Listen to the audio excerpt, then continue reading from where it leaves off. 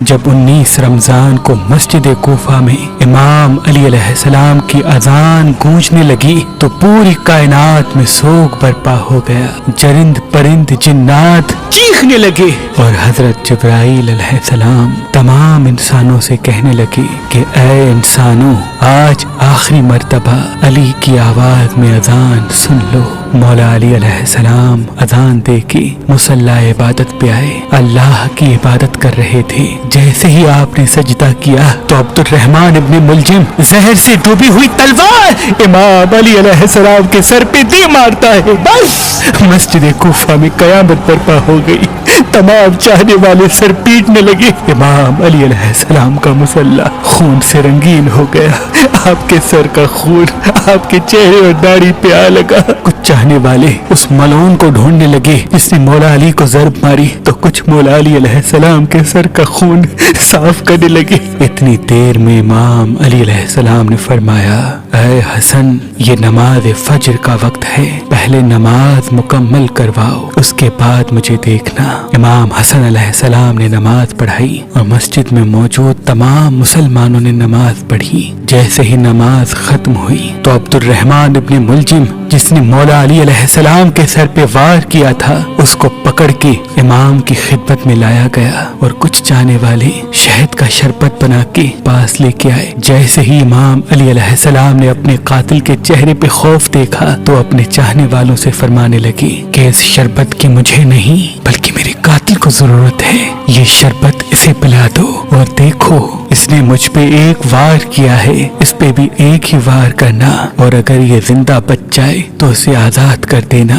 دیکھو اگر یہ اس وار سے مر جائے تو اس کے جسم کے اعضاء نہ کاٹنا، کیونکہ میں نے اللہ کے رسول سے سنا کہ اللہ کے نزدیک سب سے بدترین انسان وہ ہے جو مرے ہوئے انسان کے جسم کے حصے کاٹتا ہے. بس آپ یہ فرمانے لگے اور تمام چاہنے والے آپ کے عدل و انصاف کو دیکھ کے رونے لگے. پھر آپ فرماتے ہیں، حسن، حسین، عباس، چلو مجھے اپنے گھر لے کے چلو. آپ اپنے بیٹوں کے سہارے سے جیسے ہی گھر کے قریب پہنچتے ہیں تو فرماتے ہیں، عباس، سب چاہنے والوں کو کہو کہ واپس اپنے گھر چلے جائیں. تو کسی نے عرض کیا، یا امیر المومنین، یہ سب آپ کے چاہنے والے ہیں، اس حالت میں آپ کو کیسے چھوڑ کے چلے جائیں؟ امام علی علیہ السلام نے فرمایا، کیونکہ میرے ضربت کی خبر مجھ سے پہلے میرے گھر پہنچ چکی ہے اور میری بیٹیاں زور زور سے رو رہی ہے.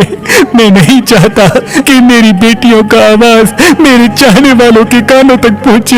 بس تمام چاہنے والے وہیں رک گئے اور امام علی علیہ السلام گھر تشریف لاتے ہیں. تمام بیبیاں روتی ہیں. امام علی علیہ السلام کو دیکھ کے فریاد بلند کرتی ہیں اور امام علی علیہ السلام سب کو دلاسا دیتے ہیں کہ مجھ سے میرے بھائی اللہ کے رسول حضرت محمد مصطفیٰ صلی اللہ علیہ وآلہ وسلم پہلے ہی فرما چکے تھے کہ اے علی، میری امت تجھے رمضان کے مہینے میں مسجد میں ضرب مارے گی اور تیرے سر کے خون سے تیری داڑھی سرخ ہو جائے گی. یہ وقت صبر کا ہے. آپ کو بستر پہ لٹایا گیا. تاریخ نے لکھا، جیسے ہی طبیب نے امام علی علیہ السلام کو دیکھا تو وہ چیخ کے رونے لگا اور فرمانے لگا کہ وہ ضرب زہر میں ڈوبی ہوئی تھی اور زہر مولا علی کے پورے جسم میں پھیل چکا ہے. جتنا ہو سکے آپ ان کو دودھ پلائے. بس جیسے ہی یہ خبر کوفے کی گلیوں تک پہنچی تو کوفے کے یتیم بچے اپنے اپنے حصے کا دودھ لیے امام علی علیہ السلام کے گھر پہ آتے ہیں اور بآواز بلند کہتے ہیں، یا حسن، یہ ہمارے حصے کا دودھ ہمارے مولا کو پلائے. ہم ایک مرتبہ یتیم ہو چکے ہیں، دوسری مرتبہ یتیم نہیں ہونا چاہتے. امام علی علیہ السلام بستر شہادت پہ بھی مسلسل اللہ کا ذکر کرتے رہے. بس جیسے ہی 19 کا دن ختم ہوا، 20 رمضان کی رات آئی، آپ فرمانے لگے کہ اب میرے حجرے میں کوئی بھی نہ آئے کیونکہ پوری دنیا کے جنات و فرشتے مجھ سے ملنے آ رہے ہیں. اور پھر جیسے ہی 20 رمضان کا سورج طلوع ہوا تو آپ امام حسن سے فرمانے لگے، اے حسن، جاؤ میرے تمام چاہنے والوں سے کہو کہ اپنے امام کا آخری دیدار کر لیں. آپ کے عقیدت مند قطار بنا کے جیسے ہی آپ کی زیارت کے لیے گھر میں داخل ہوئے تو دیکھا کہ زہر پھیلنے کی وجہ سے آپ کا چہرہ پورا زرد ہو چکا ہے. سب چیخ کے رونے لگے.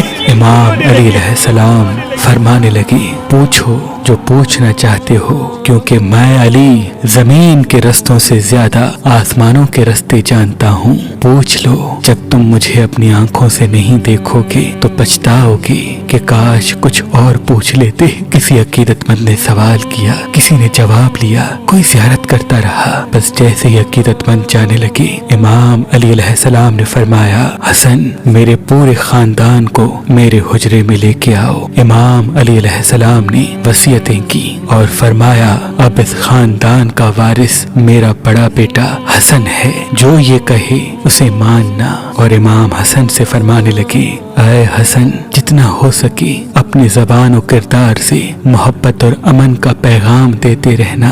अपने नाना की सुलह हुदैबिया को याद रखना। कोशिश करना कि मुसलमान का दुश्मन न बने और तकवा से दूर न होना।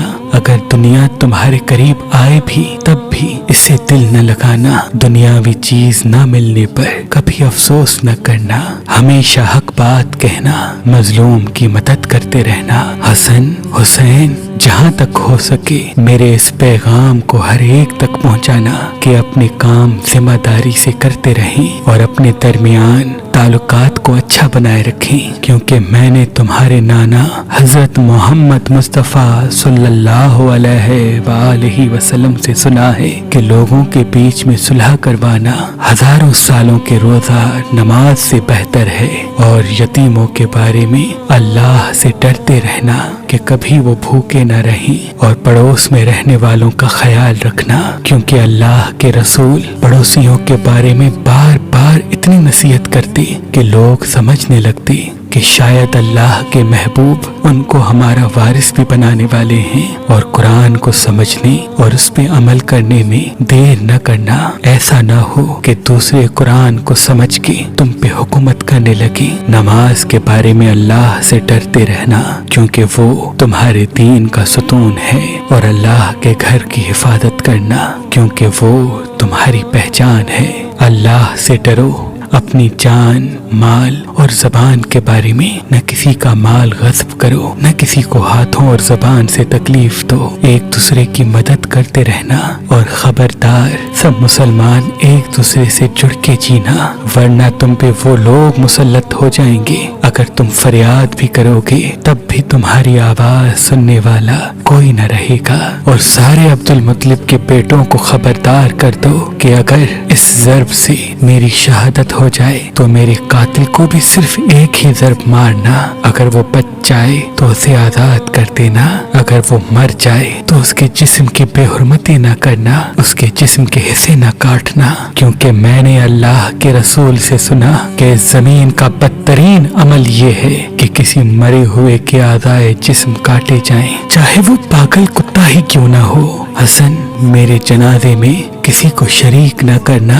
पीछे से हसन और हुसैन तुम उठाना, आगे से जिब्राइल और मीकाइल उठाएंगे और उसको एक ऊँटनी पे रख देना। जहाँ वो ऊँटनी रुकेगी वहाँ मेरी कब्र बनी हुई होगी। और मेरी कब्र का किसी इंसान को न बताना, क्योंकि अल्लाह के दीन के दुश्मन ये चाहेंगे कि मेरी कब्र खोद के मेरे जिस्म की बेहुरमती करे। फिर आप हजरत अब्बास को देख के फरमाने लगे, ऐ अब्बास, तुमको मैंने करबला के लिए अल्लाह से मांगा है। आज से हुसैन तुम्हारा आका है, इनकी गुलाम बन के जीना। फिर इमाम हुसैन को देखा और रो के फरमाने लगे, ऐ हुसैन, तेरी शहादत की खबर तेरे नाना ने तेरी आमद के वक्त ही सुना दी थी।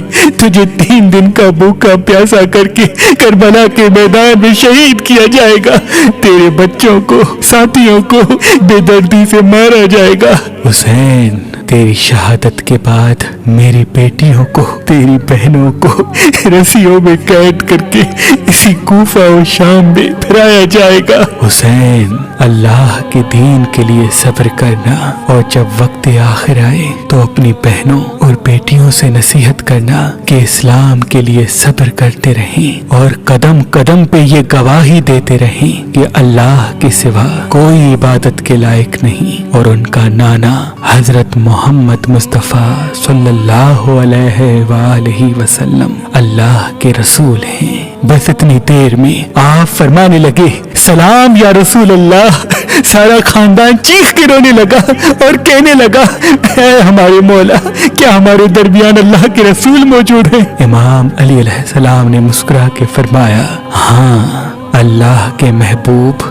और तुम्हारी माँ फातिमतुज़ ज़हरा सलामुल्लाह अलैहा मुझे लेने आए हैं। बस पूरा घर ज़ारो कतार रोने लगा और यूं इमाम अली अलैहिस्सलाम ने अपनी आंखें बंद कर ली। आपकी वसीयत पे अमल करते हुए आपके जनाजे में किसी को भी शरीक नहीं किया गया। पीछे से हसन और हुसैन ने उठाया तो आगे से वो जनाजा खुद ब खुद उठने लगा और एक नूरानी ऊँटनी ज़ाहिर हुई। जनाजे को उस पर रखा और वो कूफे से बाहर चलती गई। एक वीरान जगह पे जा रुकी जहाँ एक चमकदार पत्थर था। जैसे ही इमाम हसन हुसैन ने उस पत्थर को हटाया तो उस पत्थर के नीचे एक कब्र बनी हुई थी और उस पे लिखा हुआ था कि ये कब्र अल्लाह के नबी नूह नजीउल्लाह ने बनाई है, अल्लाह के वली अली इब्ने अबी तालिब अलैहिस्सलाम के लिए। अली इब्ने अबी सलाम हो अल्लाह के वली इमाम अली अलैहिस्सलाम की अज़मत पर सलाम हो। शेर खुदा नफ्स नबी मोमनों के अमीर हैदर कर्रार